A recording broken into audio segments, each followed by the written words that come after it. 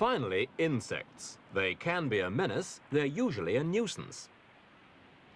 These British holidaymakers, for example, are fighting a losing battle against swarms of small black stinging flies. A freak occurrence as it happened, but enough to send most people packing.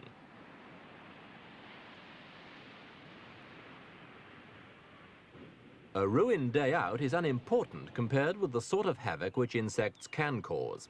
Even the humble hairy caterpillar can destroy a crop if allowed to breed unchecked. There are, of course, many insects more dangerous than this.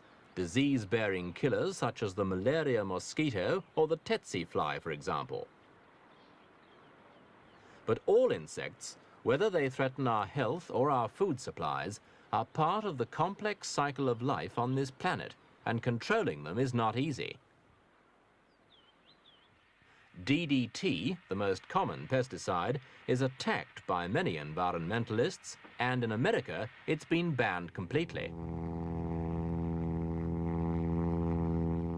The drawback with DDT is that it's persistent and gradually builds up to what some scientists say is a dangerous level in wildlife and possibly in man. So the Americans are now using something called methylparadiene, which breaks down more easily but is much more toxic to man in the first few days. Here in Idaho, it's being used to deal with swarms of grasshoppers, which have been devastating the western croplands more efficiently than any nuclear attack might have done.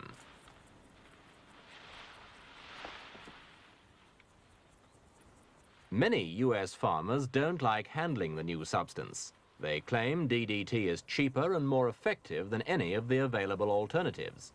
But in environment-conscious America, DDT's long-lasting effects have made it more enemies than friends.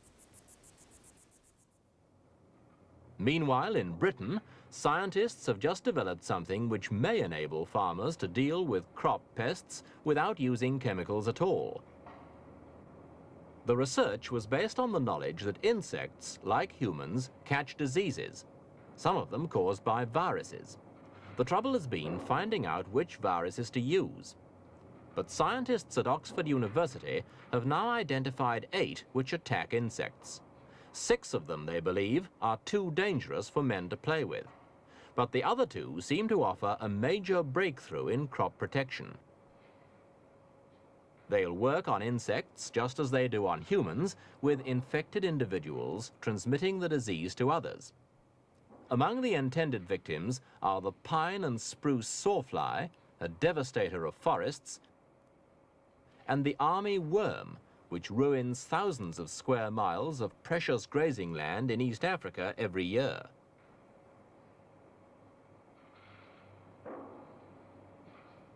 The Oxford scientists say they've purified each virus so that they know it's actually that virus that's causing death. They claim the method is not only safe, but cheap. It can take as little as 5 diseased insects, mashed up in a gallon of water, to make enough virus spray to treat an acre of crops or forest, and at only a tiny fraction of the cost of using chemical insecticides.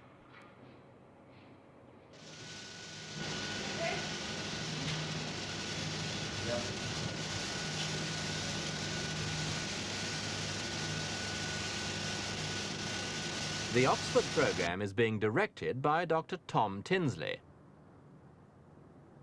We asked him if he thought the new viruses would take over from chemical insecticides in the future. I don't think so. I think that insect viruses will or can be used as a very useful adjunct to insect pest control, but I can't see it in the foreseeable future that they will replace chemical insecticides. How quickly do they kill off the insects? Well, this depends on the insect host and it depends on the type of virus, but anything from 6 days to 21 days. And does it stay wiped out after that? Oh, no.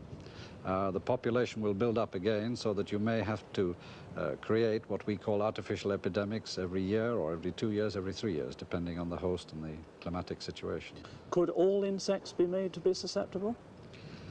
Well, I doubt if they could be made to be susceptible, but I'm sure that if an insect population was looked at closely enough by virologists, I'm sure we could find a virus which would be effective in controlling it. How safe is it to use these viruses? For instance, is it possible that the virus might leap out of insects into animals or into humans and cause disease in them? No, I don't think so, provided that one uses the groups of viruses which have now been established which are specific to the class Insecta. In other words, just to insects, will not attack other animals. And surely, if you kill off all the insects, then you're taking away the food of a lot of little creatures in the field. What do you do to compensate for that? Well, yes, but the idea is not to destroy the whole population. It is, in fact, to reduce it in numbers so that it becomes a minor pest, because the last thing that we wish to do is to upset the natural balance in the field so that small animals and birds that feed on these insects will not literally have no food to feed on. And also this would help to keep the virus going from year to year. If you destroyed all the population, of course you wouldn't have any virus. In spite of their confidence in the project, the Oxford scientists are treading very carefully indeed and are making sure they know exactly what happens when the virus is let loose. They know that even a chemical like DDT will eventually break down, but a virus keeps alive and reproduces itself. As one scientist put it, if you let loose the wrong one, you can't call it back.